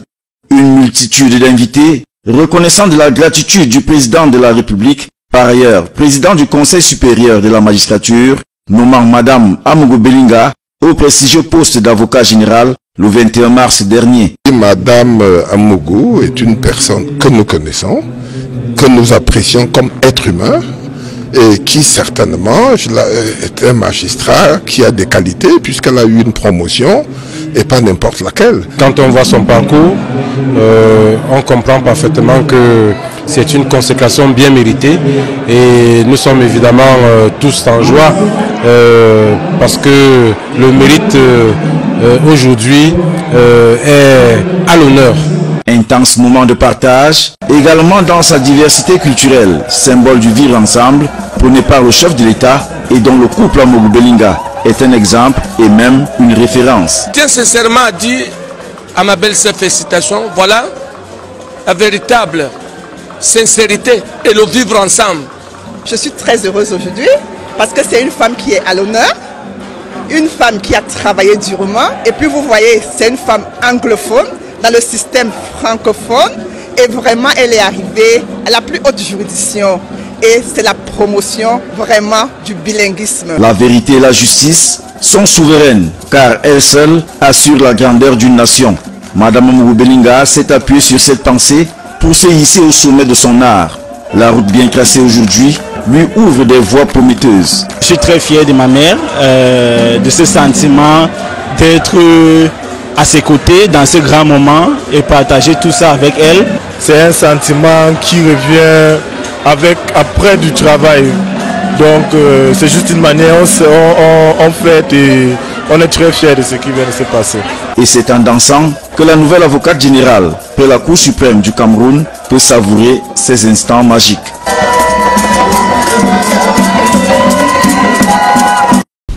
Je voudrais dire aux hommes qu'ils ont le devoir de protéger leurs épouses ou leurs conjoints et non de leur ôter la vie. Ôter la vie à son épouse ou à sa conjointe est un acte criminel, quelles que soient les raisons évoquées. En réalité, les hommes qui ont peur de la bouche des femmes ne doivent pas se marier. Car Dieu a donné la bouche à la femme pour se défendre. Il ne te pose pas cette question.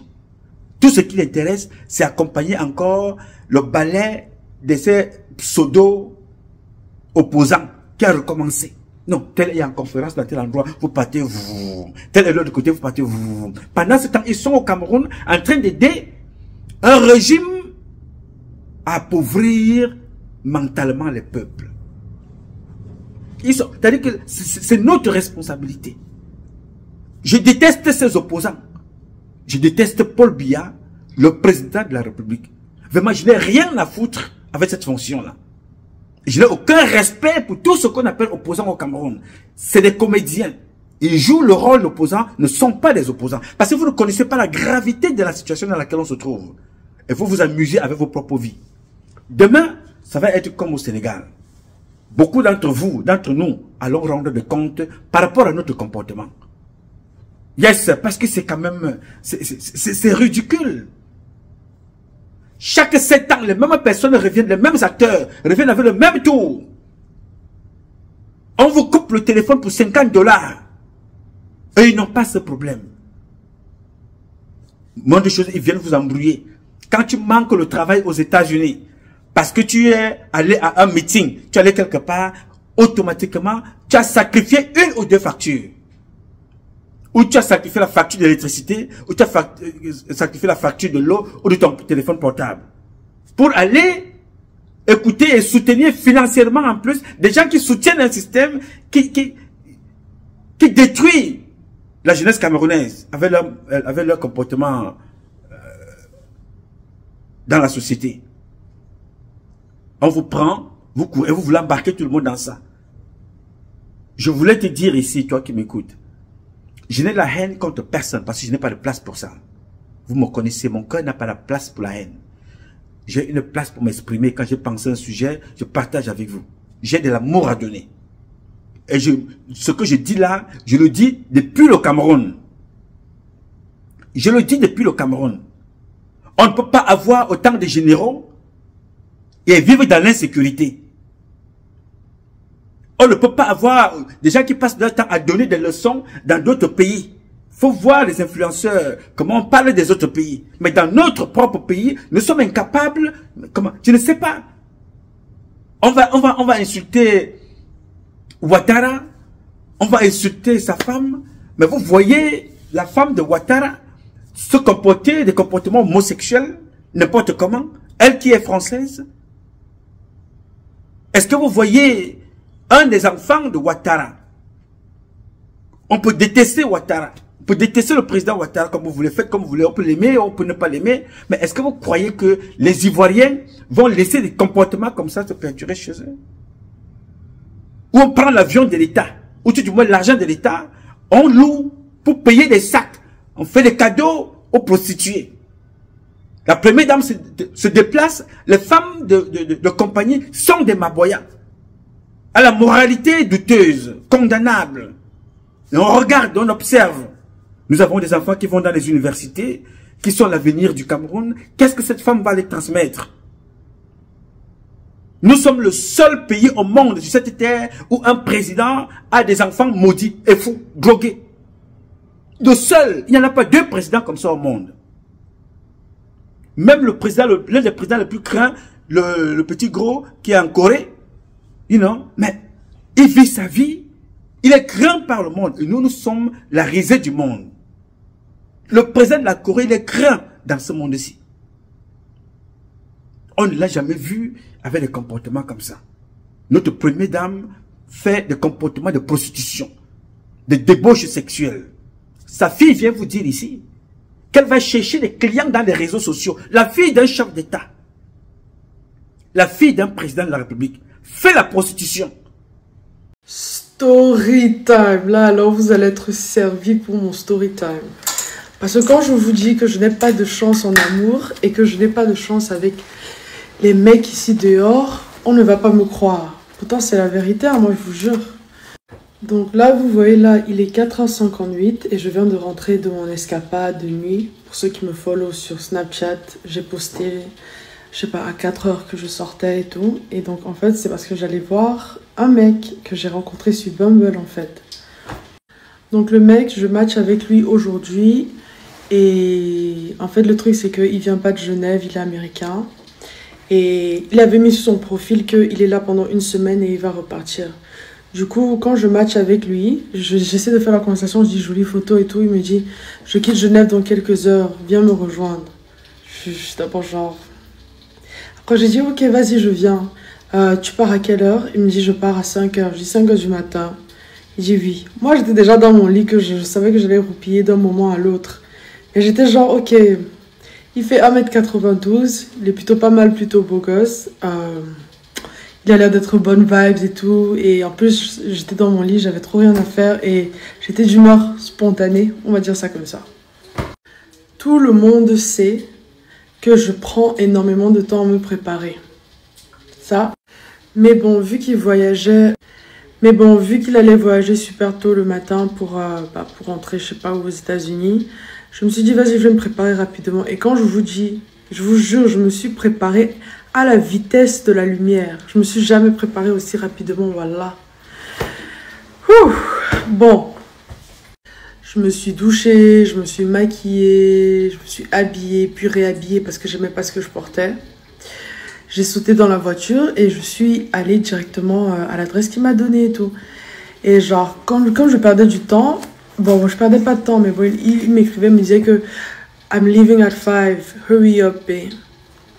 Donc j'ai dit, ok, vas-y. Il m'a écrit, hurry up, babe. Ah, vas-y, je me dépêche. Bon, bref, j'appelle donc mon garde du corps et je vais dans la voiture et tout, et on conduit jusqu'à l'adresse qu'il m'a donnée. Ça me prend 13 minutes pour arriver à l'adresse qu'il m'a donnée. J'arrive à l'adresse qu'il m'a donnée, il me dit, on va chiller dans ma voiture, on va chiller dans ma voiture à moi, parce que lui, il est dans la voiture avec son chauffeur, il veut pas que son chauffeur s'énerve. Moi, j'étais genre, ok, on peut chiller dans ma voiture, il n'y a pas de problème. Mais je dis, il y a juste, il y a le chauffeur dans la voiture, et j'ai quelqu'un d'autre avec moi dans la voiture. Après, il me dit too late. Il me texte too late, genre trop tard. Je dis trop tard quoi? Genre trop tard, tu pars? Il dit oui, il va à l'aéroport. À part si tu me suis jusqu'à l'aéroport. J'ai une tête à suivre les gens partout où ils vont, genre comme une stalkeuse jusqu'à l'aéroport. Genre, je veux pas être arrogante, mais genre, frère, je me suis bougée, je t'ai suivi. 13 minutes après, Genre, j'ai fait tellement d'efforts et tu veux que je te suive jusqu'à l'aéroport. Alors là, c'est pas la première fois qu'un homme me manque de respect parce que c'est vraiment pas la première fois. D'abord, je trouve les hommes arrogants et qui se croient tout permis, mais de me faire me déplacer après de 5 h du matin, que je bouge mon cul, que je me maquille, que je m'habille. Frère, j'ai gaspillé un habillement pour toi et je vais vous montrer mon outfit. Vous allez voir, c'est quand même assez cute, c'est laid back et tout, c'est tranquille, mais c'est cute quoi. Bref, il me dit, à moins que tu me follow à l'aéroport. Et j'ai dit que maintenant, enfin, je suis fatiguée, je vais rentrer à la maison. Ça, c'est la fin de mon histoire. Mais bref, la seule raison pourquoi je suis même allée jusque-là, c'était parce que, genre, c'était trop mon genre de mec, on va pas se mentir. Grand, mignon. Et je pense qu'il a mis un truc sur sa bio, genre, un truc qui peut pas arrêter de parler, dont il va jamais arrêter de parler. Et il a mis les théories du complot. Et j'adore les théories du complot, dont on avait ça en commun et tout. Et j'aimais le fait qu'il était genre direct quand on s'est parlé, c'était genre tac, tac, tac. Mais après, le manque de respect, c'est pas trop mon truc. Bon, pas grave, c'est des choses qui arrivent, c'est même pas comme si on se connaît plus que ça. Je vais vous montrer mon outfit quand même.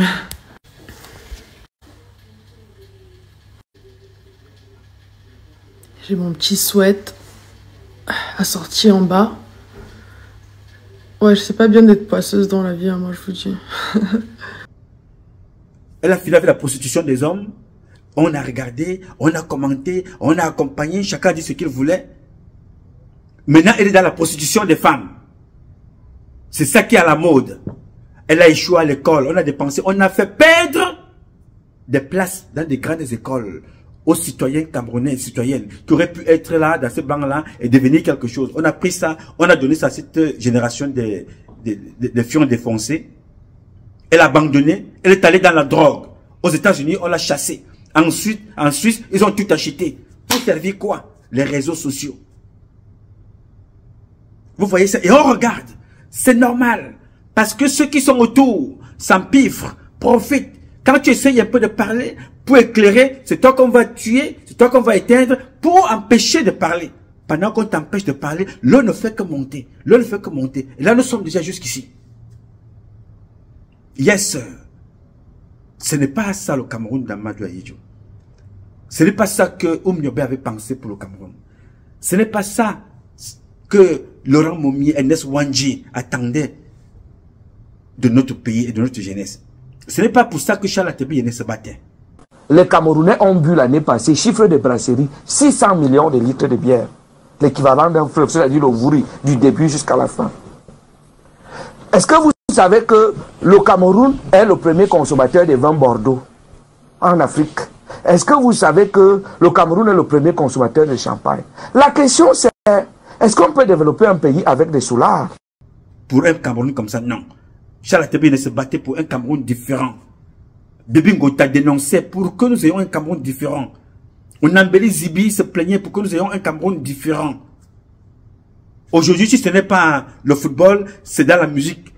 Si ce n'est pas dans la musique, le football, c'est la politique. Voilà là où on distrait les Camerounais. Après ça, on ajoute l'église, catholique en majorité. On accompagne avec les bars.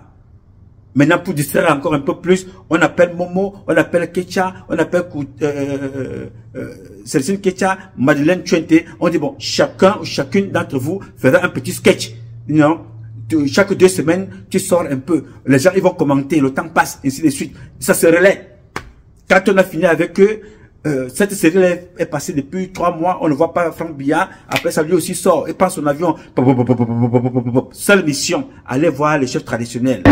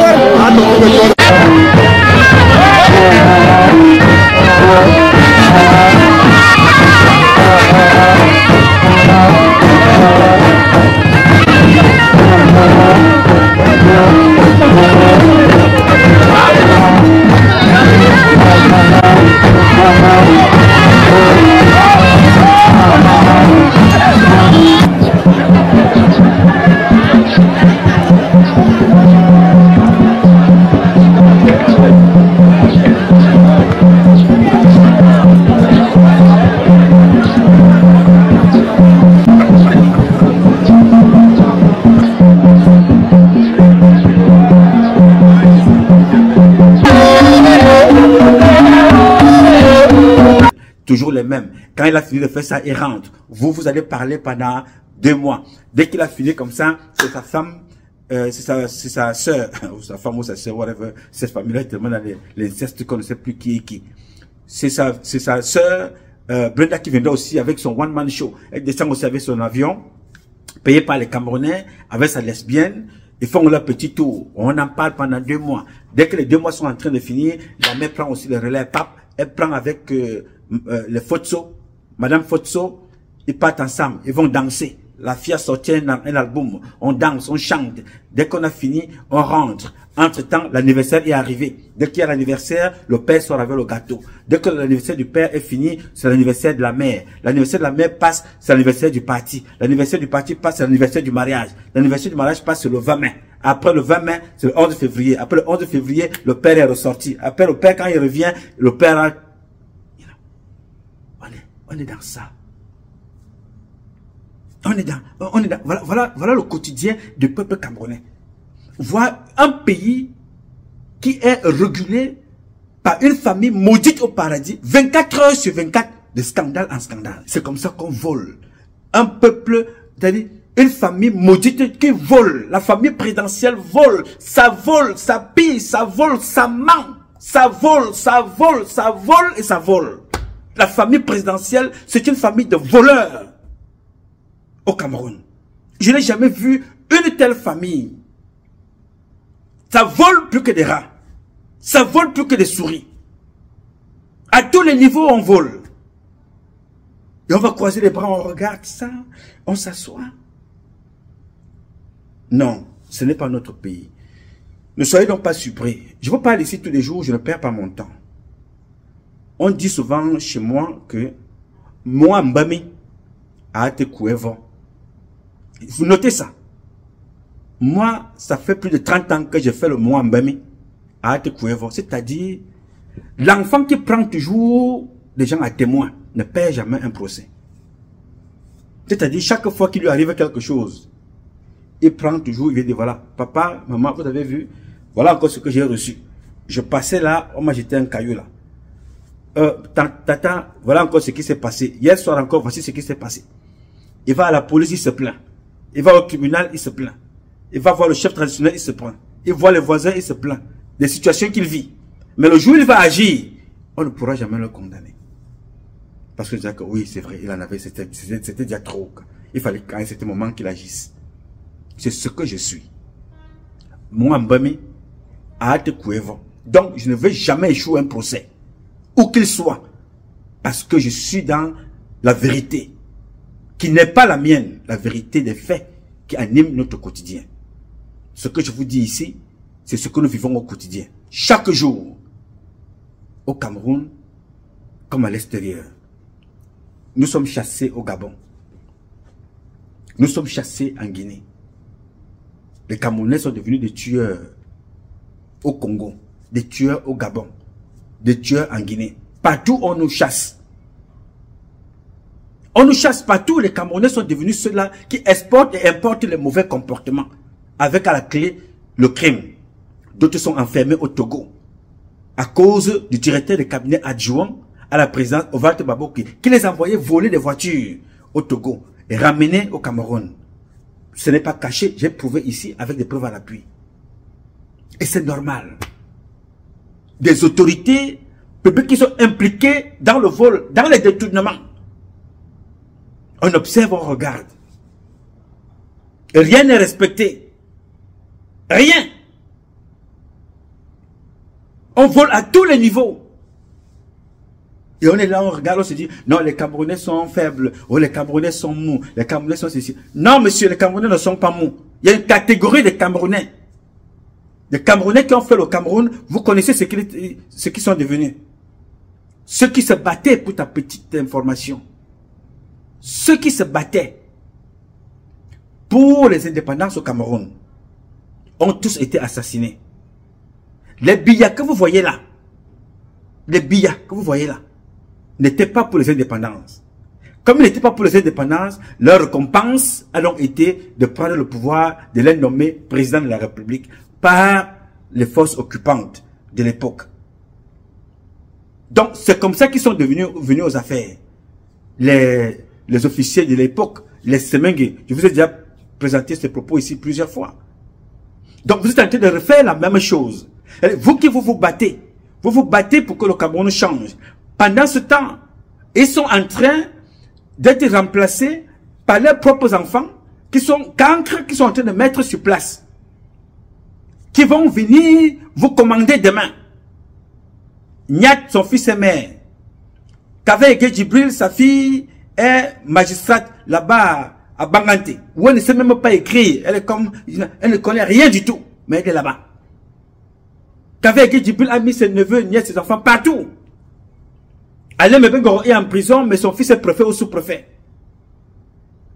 Ils sont comme ça, on dispose partout. Les colonels, les commandants, les capitaines. D'autres sont même à l'école. Des officiers, des médecins mineurs, sans niveau. On les a envoyés au Maroc. Moi, j'ai tous les dossiers de ce que je dis. Hein.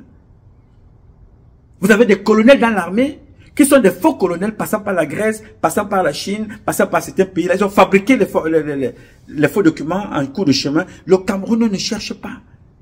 On ne cherche pas à savoir que voilà, on ne suit pas. D'autres sont été chassés en Russie, sont arrivés au Cameroun, mais sont quand même entrés dans l'armée, sont à l'école des officiers. C'est-à-dire, à lui tout seul, il occupe il a eu 2 fois les stages.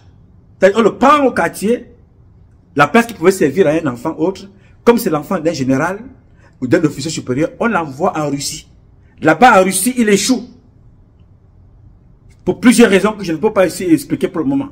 On le ramène au Cameroun. Au lieu qu'il ait fait brouette ou agriculture quelque part, on le prend encore, on enlève encore quelqu'un dans une place, on le met encore là-bas à l'école des officiers au Cameroun. Le même parcours que Brenda Biya. Elle échoue en Suisse, elle échoue au Cameroun, elle échoue aux États-Unis, on la ramène au Cameroun, elle échoue encore, elle devient maintenant toxico, droguée, péteuse de plomb. Quand elle a fini, elle fait la prostitution des hommes. Quand elle a fini la prostitution des hommes, elle est maintenant dans la prostitution des femmes. Elle fait les va-et-vient. Et le Cameroun continue. Pendant ce temps, nous, on doit parler. Non, monsieur, ça va changer. Si nous allons prendre le ringuinguin dans ce pays-là, on va prendre le ringuinguin. Notre armée ne peut pas être souillée par une bande de voleurs qui passent le temps à souiller l'armée, à voler, à braquer partout. Et on regarde, les colonels sont dans les bureaux, font le commerce. Notre gendarmerie ne peut pas devenir une gendarmerie des assassins, des criminels, alors que nous avons des véritables fils de la gendarmerie qui sont là pour faire un bon travail. Pendant ce temps, on a les Galax et Toga, l'épouse de Ferdinand Gongo, avec le fion défoncé. On détruit la gendarmerie comme ça. On ne peut pas avoir une police où il y a des jeunes gens, comme le commissaire que vous voyez là. Il devait prendre son travail le lundi. Les satanistes l'ont abattu. Le commissaire que vous voyez là, jeune, il a laissé une femme enceinte de 8 mois. Comment on peut passer toute une vie à tuer les intelligences? On tue les étudiants, on trouve mortes. On tue les professeurs. On tue les bébés, on tue les mamans, on tue les grands-parents, on tue même les morts 2 fois. On va te déterrer, on prend les ossements humains, on va vendre. On tue les commissaires. Ce jeune commissaire que vous voyez là, il devait reprendre le travail lundi dernier. Il va à une fête là-bas, on l'empoisonne, on le prend dans la voiture, comme il résistait encore, on le prend dans la voiture. La personne qui le prend, je ne sais pas comment il a fait. Lui, ils vont faire un accident, il n'y a que son côté qui a été broyé, l'autre est sorti proprement. Voilà tout ce qu'on nous réserve. Les Camerounaises et les Camerounais vivent au quotidien avec les pleurs et les cris et les enterrements. C'est-à-dire les pleurs, les cris, enterrements. Si vous voyez le nombre de voitures au courant d'une semaine qui vont à l'ouest pour les enterrements, vraiment vous vous posez la question, mais qu'est-ce qui ne va pas? Vous voyez les gens aller dans les villages, les plus grands, les hommes les plus riches aujourd'hui au Cameroun sont les vendeurs de cercueils. Bon, il y a même d'ailleurs un autre, là je vais revenir sur son cas. Lui, il a un contrat avec l'armée, il vend les cercueils même quand vous ne mourrez pas. Il surfacture. Il est devenu riche parce qu'il vend les cercueils spécialement aux militaires. Tu le contactes pour vendre, il te dit non, je vends seulement mes cercueils aux militaires. Yes! C'est-à-dire, lui alors, on a retrouvé son dossier. Son dossier est arrivé. Merci d'ailleurs à mes compatriotes militaires qui m'ont fait parvenir le dossier de Son Dongama. Lui, sa spécialité, c'est des morts fictifs. Dès qu'il y a 3 morts, on va en trouver 25 morts. Dans les papiers, l'argent est débloqué, il se partage avec des gens. Je ne suis pas là-bas, je vous parle avec des documents à l'appui. Quelqu'un me demande, je donne. Voilà la République. Ceux qui aiment vivre dans l'eau sale, ils aiment vivre dans cette eau sale-là. Il faut vivre là-bas dedans. Et toute personne qui tente d'éclairer pour changer, non, tu deviens une cible, il faut te tuer tout de suite. Moi, je ne peux donc pas me taire. Si je ne me suis pas tué depuis plus de 30 ans, ce n'est pas aujourd'hui. Je suis convaincu que nous allons nous battre pour avoir un Cameroun nouveau. Pour que nous ayons des dirigeants comme les Sonko, qui vont mettre de l'ordre dans ce pays. Et je suis sûr, ça arrive. Ça arrive. Parce qu'un enfant normal, tu dois t'asseoir, tu te poses la question que vous étiez venu me voir ici, il n'y a pas très longtemps, pour venir faire votre campagne en France. Vous avez fait le tour. J'ai été dans la campagne de tel, j'étais dans la campagne de tel. Quel est le résultat? J'ai dépensé mon argent. Vous m'avez même promis les bus, que vous allez acheter des bus. Où sont les bus?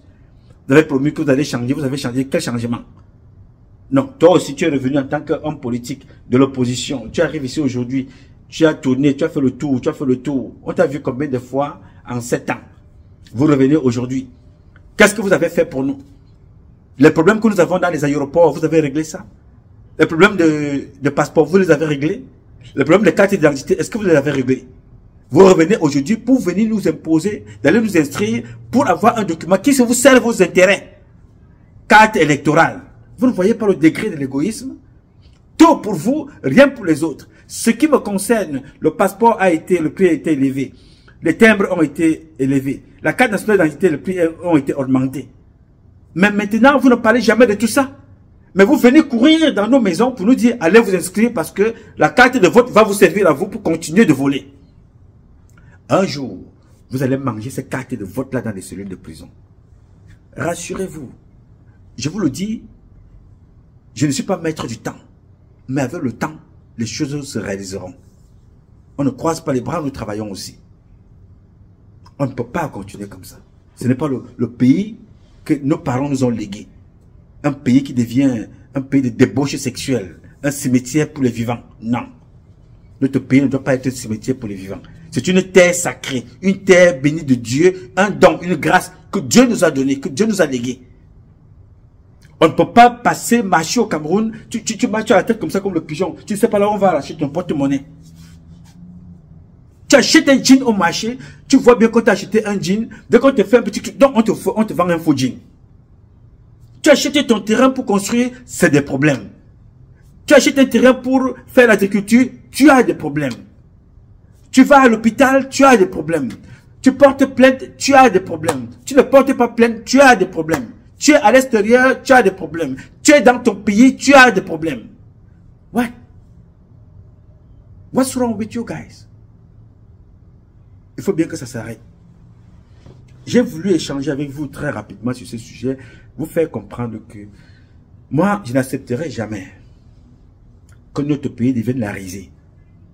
Et que nous ayons ce couple de destructeurs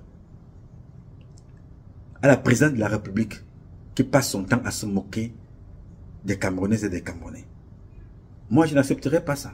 Je dis, moi, je suis prêt à tout pour que les choses changent. À utiliser tous les moyens légaux que m'autorise la démocratie pour me battre, à l'exception de l'élection avec ces gens. L'élection, pour moi, aura lieu au Cameroun dans 4 ans, après toutes les réformes. Mais aussi longtemps qu'ils vont continuer à s'amuser comme ça, je les considère tous comme les ennemis de la République du Cameroun et du peuple camerounais. Alors pour cela, je vais me battre contre eux. Chacun fait avec ses moyens. Je ferai avec les miens. Bien, je m'appelle Nouma, Patrice Nouma. Ce combat est un combat de tous et de chacun pour un intérêt commun. C'est avec la volonté des Camerounaises et des Camerounais que vous êtes et la bénédiction de Dieu que nous vaincrons. En attendant, le combat continue. Et ce combat continue parce qu'un Cameroun nouveau est possible, chacun dans son domaine respectif. Je réponds au 001 551 666 1027. I love you, but God love you more. Thank you. Demain, on va se retrouver dans la rue, vous et moi. Probablement, on n'est même pas là. Macky Sall, Jarouli, lim la ñu def ko bu leen ko nangu. Soo tiré woon nit dee après lan nga ci gagné. Absolument. Donc, utilisez vos cerveaux.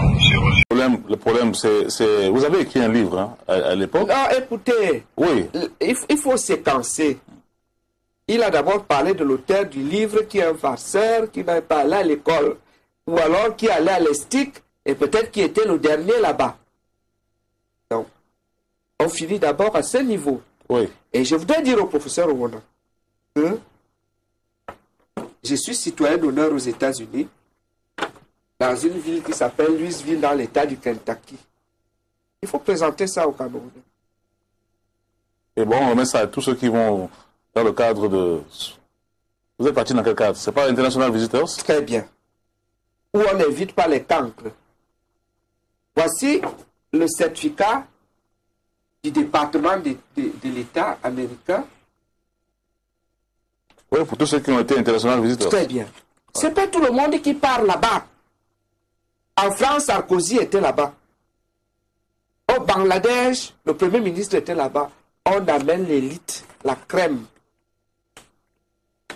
Je voudrais également dire au professeur Owona que je suis membre du premier comité, du premier think tank des experts chinois de la Chine-Afrique.